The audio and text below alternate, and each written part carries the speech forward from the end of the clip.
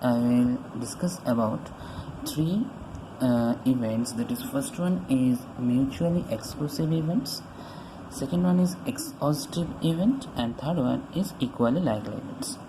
So what is mutually exclusive events? Mutually exclusive events for, that is, suppose we consider two events A and B are said to be mutually exclusive if they cannot simultaneously occur. That means, suppose we throw a die, then what we get? Suppose we throw a die, then what we get? 1, 2, 3, 4, 5 and 6.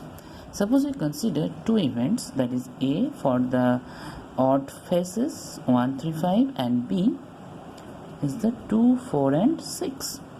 That is the even space. So now you just tell me, when you throw a die, then what will happen?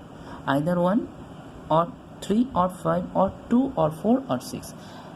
Actually, we cannot find simultaneously two faces. That's why now we can say that there is no such event that we can say that there will be an event AV. These events, two events A and B, are said to be mutually exclusive if A intersection B is equal to 5.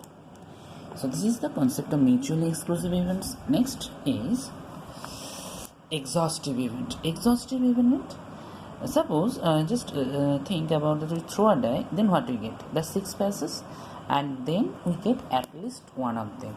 That is either 1, 2, 3, 4, 5 or 6. At least one we get.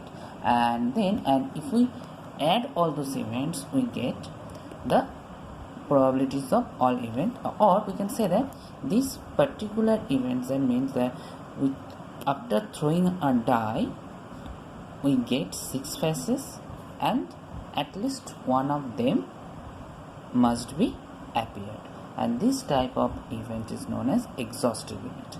And at last, what is equally likely events?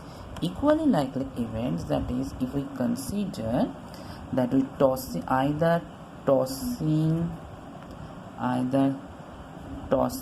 a coin or throw a die, then we get either head or tail, and throwing a die we get 1, 2, 3, 4, 5, 6. Okay, so what you get?